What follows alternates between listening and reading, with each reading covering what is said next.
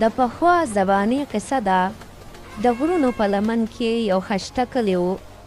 په دې کلي کې یو ښځه او خاوند اوسېدل. د سړي نوم کریم و او د ښځې نوم زینب و. د دوی یو ورکوټي شان ماشوم شوی و، خو د هغه پوزه ډېره غټه وه او دوی دواړو خپل زوی له نوم رحیم کېښوده. رحیم چې د 2 کالو شو نو مور پلار ورته ډېر خفه و. یا ښځې د دې هلک خو پوزه ډېره غټه ده، هسې نه چې دی غټ شو بیا ورپسې خلک خاندي نو دی خو به ډېر خفه وي، ما سره ډېر غاندي. او همدغه شان وشو. کله چې رحیم د 6 کالو شو نو په کلي کې به ورپسې ماشومانو هم خاندل او په سکول کې ورپسې ملګرو هم خاندل. یا داجي تا ته پته ده په کلي کې راپسې هم ماشومان خاندي او په سکول کې راپسې هم ټول زما د پوزې پسې ټوکې کوي. زه خو سم خفه کېږم. یا بچې ته د هغوی خبرو پسې مزه، هغوی به تا پسې خاندي. ته خو زما دومره ښایسته بچې یې چې نه مورې بس زه نور سکول ته نه ځم، دا ټول ما پسې خاندي او ما تنګوي. او دغسې به رحیم هر وخت په کور کې خفه ناستو، د کور نه بهر هم نه وته او سکول ته هم نه ته. او دغسې وخت تېرېده. رحیم لوی شو خو د هغه ژوند اوس هم ګران و. رحیم چې به کله په بازار تېرېده نو د کلیو خلکو به ورپسې اوس هم ټوکې کولې. خو اوس د رحیم د ټولو نه غټ مشکل دا و چې رحیم له چا ښځه نه ورکوله. رحیمه بچیو 2 رشتې راته چا ښولې دي، انشاءالله سبا به ورځو. دعا کوه چې خبره جوړه شي، بس ځان تیار ساته. او په سبا باندې دوی اول د یوې جینۍ کور ته لاړ شي. یارو ورته دا مخ خو دې لږ وښایه که نه، وی دا څه دي؟ اول کور والا چې د رحیم پوزه ولیده نو انکار یې ورته وکړو. او دې نه پس دوی بیا د بلې جینۍ کور ته هم لاړ شي. یارو دا ماته لږ راښکاره که والا دا څه دي؟ دا خو سم کدو دی. او دغسې دا دواړه رشتې هم پاتې شي. دواړو کورونو والا رحیم له د هغه د پوزې د وجې رشته ورنکي. یا مورې تاسو ته ما ویلي دي زما رشتې پسې مه ګرځئ، څوک هم ماله ښځه نه راکوي، زما قسمت کې ښځه نشته. نه بچي داسې مه وایه، تاله به الله ښه ښځه درکوي. په دې کلي کې یو بوډۍ ښځه اوسېږي چې د هغې نوم بیبي ګل وي. بیبي ګل خلکو له رشتې ګوري او د بیبي ګل سره خوا کې یو ښځه او خاوند اوسېږي چې د سړي نوم حمید او د ښځې نوم شازیه وي. یا ښځې بیا دې ولې تنګ ډېر اچولی دی؟ خیر خو دی. بس زه د نوره د خور سره تنګه شوې یم. زه تر زوی واده که کنې بیا درنه زه ځم. یا ښځې هغه بیبي ګل ته مې ویلي دي، هغې ویې زه باید د زه له رشته وګورم، بس لږه ګزاره وکړه زر به واده شي. یا خدایه چې دا پوزه دې راله سمه راکړې وه نو ټول خلک یې پوزې پسې ټوخې کوي او ښځه مې څوک نه راکوي. د واده په ارمان به مړ شم. یا ښځې چې د رحیم به څه کېږي، په هغه باندې خو وخت تېرېږي او څوک هم بله ښځه نه ورکوي. مان سره خو ډېر ټینشن دی. الله دې خیر کړي چې سبا کېږي. او که نه سړیه زه خپل هم پریشانه یم، خو څوک نو د الله کارونه دي نو. خو داسې به وکړو دې کلي کې یو ښځه اوسېږي، بیبي ګل نوم یې د خلکو له رشتې کوي، وایم هغې ته به ووایو زر به یې رشته وشي.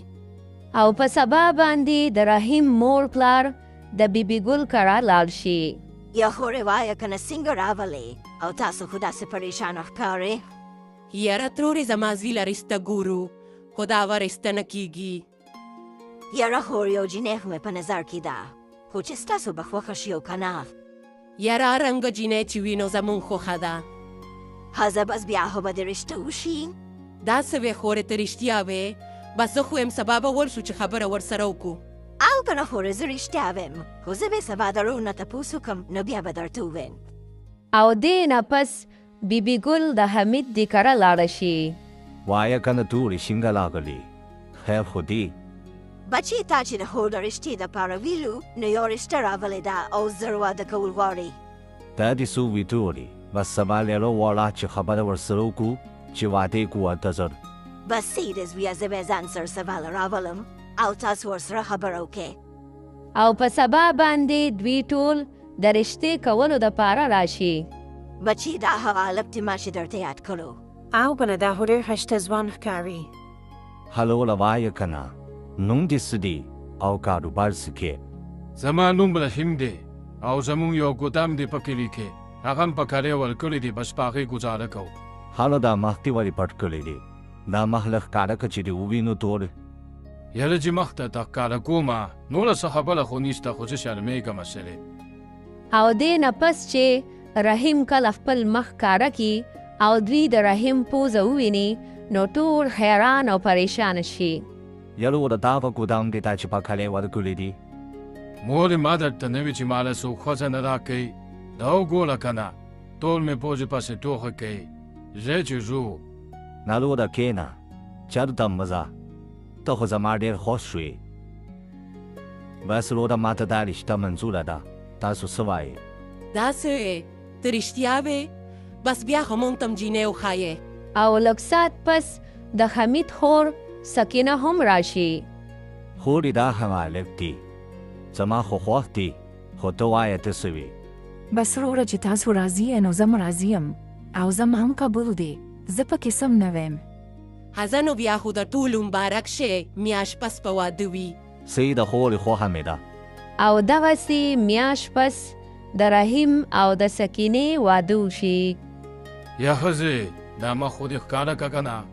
خو کله چې سکینه خپل مخ ښکاره کي نو د هغې پوزه هم د رحیم په شان غټه وي. رحیم چې سکینه وویني نو حیران شي. رحیمه ما ته پته وه چې ته به خفه کېږې. زما پوزه هم غټه پوزه ده، خو څوک هم د الله کارونه دي نو. نه ښځې حیران شوم خو خفه نه شوم. دې کې ستاسو قصور نشته، دا ټول د الله کارونه دي. موږ له چا پسې خندا نه ده پکار. د انسان اصل حسن د هغه اخلاق وي او ته ډېره یوه ښه ښځه یې. داسې وې رحیمه ته رښتیا وې. او که نه ښځې زه بلکل رښتیا ویم. ته خفه کېږه مه ښه. ته هم ډېر ښه انسان یې. رښتیا. او دغسې د سکینې پوزه هم د رحیم په شان غټه وه، خو سکینه ډېره ښه ښځه وه. د دوی ټولو به ډېر خدمت کو او ټول ترې ډېر خوشحاله وو. او کال پس دوی له الله یو زوی هم ورکړ چې دوی دواړه ورته ډېر خوشحاله وو. یا ښځې د جو خو مې پوزه سمه ده ښه؟ او که نه شکر الحمدلله. دا خو زما ډېر ښایسته بچی دی. دا وګوره که نه بچي، تا ویاسې نه چې د زوی پوزه مې غټوي. څونه ښایسته بچي الله درکړو.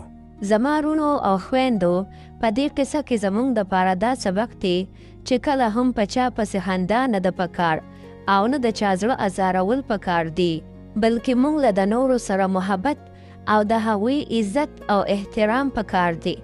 څوک چې د بل عزت کوي الله هغه له عزت هم ورکوي.